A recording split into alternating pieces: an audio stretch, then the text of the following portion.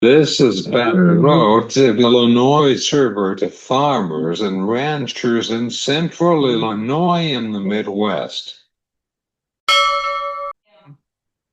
Today is edition of Back Roads of Illinois. We are bringing you lasted for farming sources and information sponsored by AgriGo. We're glad you're here on today for our program. I'm Cesar Delgado on today. We're going to be ready to go to be in the field for this harvest season.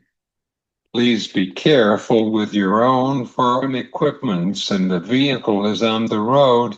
There was an accident or deadly sometime in the field or the road. All right, I am talking with Garrett toay from Ag Trade Talk on Back Roads of Illinois today. We were talking about the world supply and demand report from the Department of Agriculture on last week. We will talk about it with Garrett. This been Back Roads of Illinois. The commodities markets is getting trickier to be unforgettable. Farmers are ready to start with the harvest season in the Midwest. He joins with me, Garrett toay from Ag Trade Talk. Hey Garrett, how are things in Northwest Illinois? Things are we're kind of just calm before the storm. We're a lot of guys are chopping silage. We've got some early soybean harvest, but we're really not, just very early. I suspect next week things will start to pick up, but we've been very dry. So we did get some rains there in August, but I think things are drying down pretty quickly here, considering the heat that we've had as well. And we'll be in the throes of harvest here next week, I suspect. Are you ready for the harvest season for next couple weeks ahead? We're getting there. Myself personally, we still have some things we have to work through, get ready, get bins cleaned up and stuff like that. But we should be ready to go by Monday, I suspect. But no, I see people around us. Everything's ready, lined up, heading ready to hit the door when the time comes. Great to hear that about it and good luck. Thank you. Garrett, what is your thoughts with the world supply and demand report from last week? I think that obviously the big surprise was acres. Typically yield cuts in September are small for corn and soybeans. They did make small adjustments lower, but these acres are higher. It just tells me that the June acreage report was completely off. Whatever reason may be for that, lack of farmer participation in the surveys or just that sort of thing. But now that the FSA acreage is coming out, it's they obviously knew in August that they were wrong, and then FSA acres increased again in September. So the FSA acres, and if you don't pay attention to those, the total combined corn acres were 99.061 million acres, and the USDA increased to 98.7. So, they're within about 400,000 of those total acres there. Now, harvested acres will be, impacted by prevent plant, but prevent plant's only about 1.8 million acres versus 2.7 for all of last year. So, the FSA acres are driving these acreage changes. As far as the demand side of things, they, I still think if they cut yield, what final yield is, and that's what the market's watching. Yield reports, to see, are we 184? I mean, with the slate disease pressure and that sort of thing, could be low 180s, high 170s. that sort of thing. Because obviously that makes the difference between a 2 billion bushel carryout and a 1.5 billion bushel carryout. But they did adjust the old crop carryout. They cut ethanol because of higher ethanol yields. We knew that was coming. We knew they increased exports, but they didn't increase exports enough. They raised old crop carryout by about 20 million bushel, but in reality, given what we know about exports, they probably shouldn't have raised old crop carryout at all. The exports have a little bit more room to be revised higher. As far as new crop, we've got excellent corn exports. The bean exports, they cut bean export program there to actually a number that's smaller than the last trade war. And I think that we've maybe reached peak bearishness in soybeans because even if China buys a minimal amount, we can still hit that number. So I'm still cautiously optimistic. We get some progress with negotiations with China.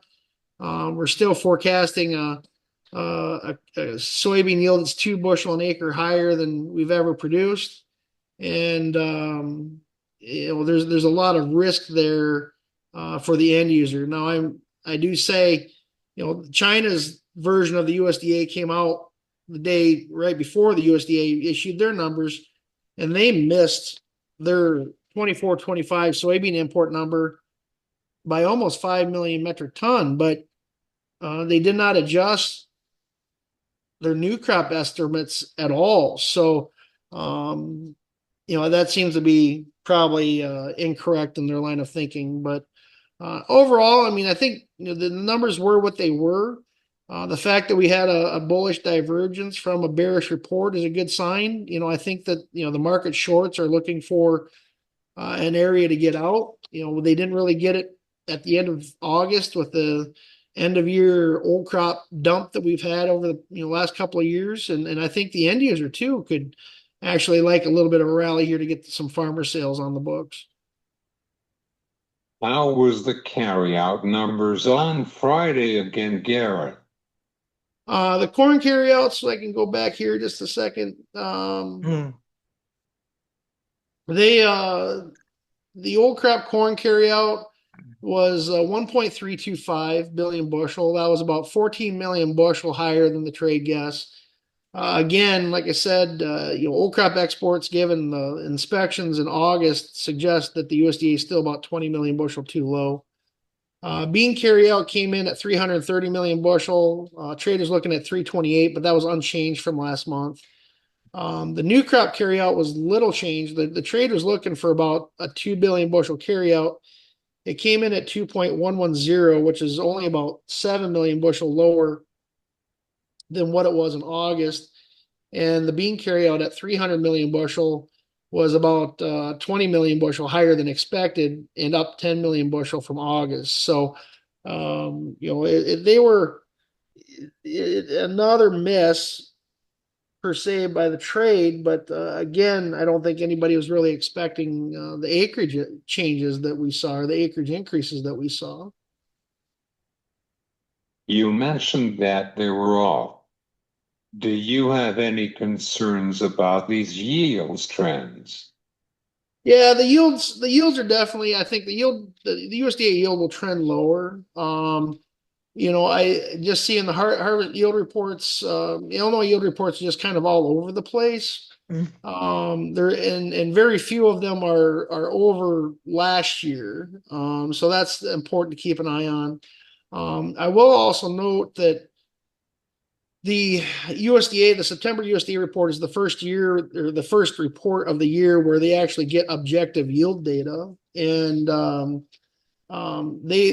ears per acre that the USDA showed were nearly identical of that of last year, even though the yield itself is much higher. So that's one of two things. It implies either some farmer optimism on the survey, or they're implying a higher ear weight, which, considering the lack of rain and the heat in August, I'm not sure is necessarily in the case. But it's something to watch going forward. And similarly, in soybeans, and we kind of saw this in the Pro Farmer Tour that, they're implying, or the USDA objective yield data is implying record pod counts, higher than we've ever had, and that kind of was confirmed or confirming what they saw in Pro Farmer. But given the yield again, they're implying a pretty decent pod weight, which again is pretty debatable considering the dryness we've seen in August and the lack of rainfall as of late. Of course, Garrett. Do you have any concerns about the commodities markets as a farmer? I think everybody has concerns about the commodity prices. I mean, these low prices obviously are concerning. And input costs. I mean, we're still dealing with a lot of inflationary issues. Fertilizer is high, seed prices are high. It's just it's a very tough margin environment from the producer side of things. Now, from the end user, it seems like margins are pretty decent, which is potentially bullish grain down the road because the end user, the user is making money with $4 corn here. So, eventually, they're going to have to, see a rally here to get the farmer prices that are above cost of production in order for them to sell. And then, obviously from the livestock side of things is a lot of In the corn markets for fundamentals. You know that our harvest season is approaching, but why we are talking about the commodities is lower for today than previously years. Well, I mean, it's again, I mean, we aren't. I mean, we like they said about the September contract, we're higher than last year. This point last year, I mean, the carryout that the USDA print had on record was actually smaller, and I can tell you here. Just give me a second, just to pull this up real quick. But this point, here we are. We got a 2.110 carryout right now. And last year we were right at 2.057 billion bushel. We're about 50 million bushel higher than we were this point last year. And carry out ended up at 1.3 billion bushel. Now, it's going to be pretty difficult to repeat that performance because, last September USDA printed a 2.3 billion bushel export number, and we're 600 million bushels higher than we were that point last year. So it's going to be difficult to dial this export number in because it'll tighten this carry out in just because we've already got a pretty big export number, pretty big demand numbers per se, already dialed in the market. So if we're going to get a carry out that's usable to the point where it's really get the corn market going, we almost need a yield. We almost need a yield under 180, 177, something like that. And I don't know at this point. Maybe we can get there. It just, but I mean, time will tell. I just don't have enough information in front of me, of harvest yield data to see if that's viable. How about the technical aspects on soybean futures? Sure. One thing I will point out is I like to look at seasonals a lot, just this year versus prior years. And in years when we're at down here at these levels over the last 10 years, 1050 above 1050 on November futures is pretty difficult. In fact, last year's high was like 1062. So that would actually suggest that maybe these August highs at 1062 and 1062 and a quarter, 1062 and three quarters would be upside objectives. But again, we still have weather risk. I mean, excuse me again. The market's trying to discourage, with China not in the market. The market's trying to discourage the farmer from selling across the scale, which they typically do at harvest, and they don't store beans. We've got wide carries, we have weak basis. In some areas, I shouldn't say in all areas. I was just talking to a customer in Western Iowa today that there's some quick ship bids for beans into Western Corn Belt processors that are pretty spiffy out here for early beans. But I think 1075, the 100% retracement of this break off of the January highs is probably a pretty decent resistance in here. So, the cattle markets is getting hotter. However, how compare prices for right now? yeah, cattle markets turn very volatile here. I mean, obviously we set new record highs here in the last month. We've set back. The market seems to be a lot more sensitive to. We had a press conference by the USDA secretary. Market thought that maybe we would see, some sort of announcement regarding the Mexico border. I think, seasonally, it's very difficult to be bullish at this time of year. We've got calves coming off of grass, seasonal barbecue season is slowing down. Our summer grilling season is slowing down. So I mean, the demand is starting to taper off, and I do think that considering you've seen the rally in hog prices and poultry prices, I do think the high cost of retail beef is shifting demand to other markets. That being said, the conversation I'm having with people, everyone wants to know, are we retaining heifers? We're retaining heifers, rebuilding the herd. I think we are, but that's two different questions. Are we retaining heifers? Yes. Are we rebuilding the herd? I'm not so sure because I think that the herd has been so cannibalized because of high prices. Producers or ranchers have sold old cows, have sold broken mouth cows. Anything that doesn't fit their herd has been liquidated because prices are so good. So I think that producers are retaining heifers to just maintain their herd size. I don't know if we're necessarily growing. So there's two different answers there for you, if you will. And even then, it's 18 to 24 month solution. It doesn't help anything out on the front end. So the main drivers on the front end here are just consumer and economic data. I mean, lower interest rates help, lower fuel prices help. But I think end of the day, I mean, you look at credit card defaults and auto payment defaults.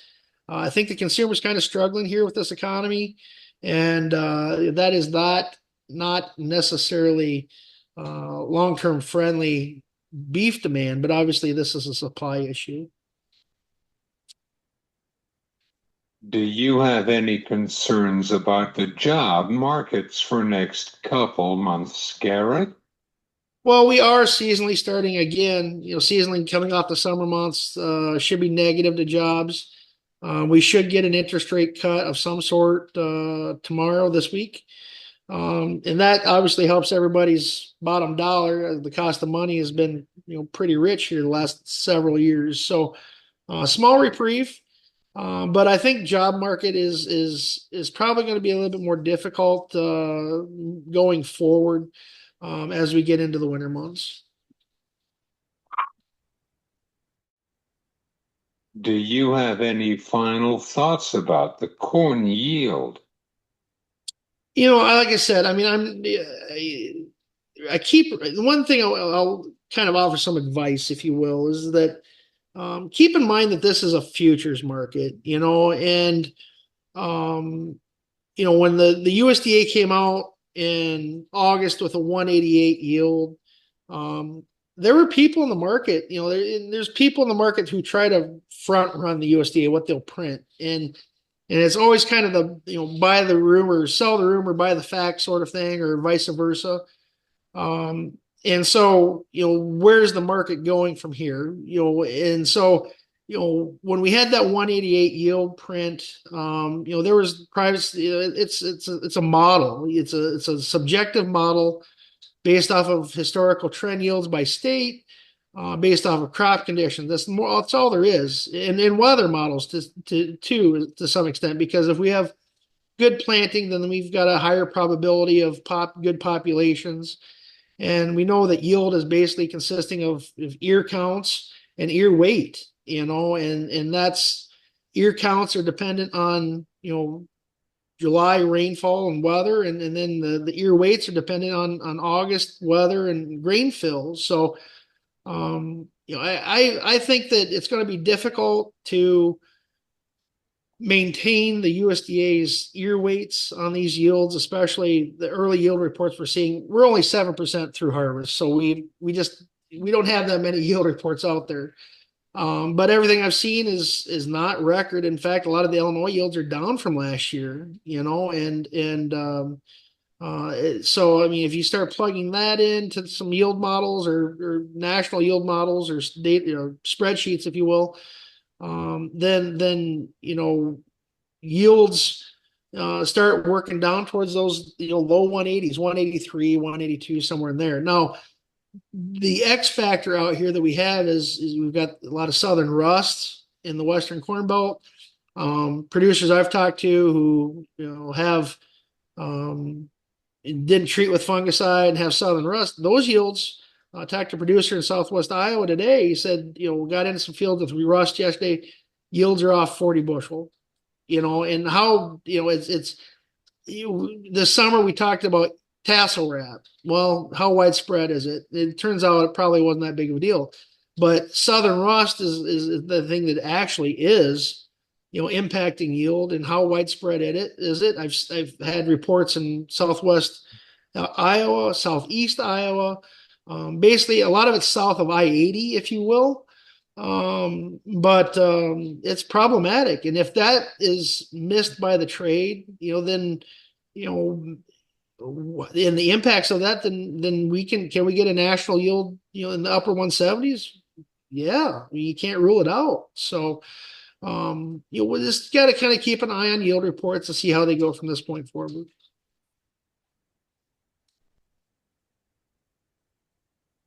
Thanks, Garrett. I enjoyed our conversation about updating on the commodities markets. And thank you, Cesar, for having me. It's always an honor to be on your show. Garrett toay from Ag Trade Talk on back roads of Illinois.